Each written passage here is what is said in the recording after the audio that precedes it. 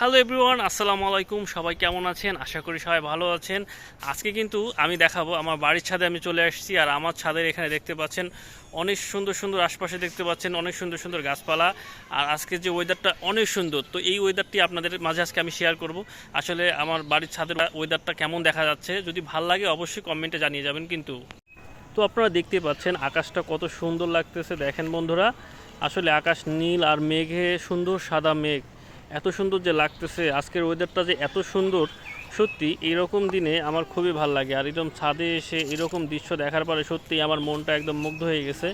এক সাইডে দেখতে পাচ্ছেন মেঘ, আর এক সাইডে নীল সাদা আকাশ, এত সুন্দর লাগতেছে যা আপনাদেরকে বলে বোঝাইতে পারবো না। সত্যি জায়গাটা কিন্তু অসাধারণ। আমার ছাদে আসলে আমার সত্যি এরকম পরিবেশ দেখলে বা এরকম জায়গা দেখলে আমার মনটা অনেক ভালো হয়ে যায়। এরকম নীল আকাশ কারই না ভাল লাগে বলেন।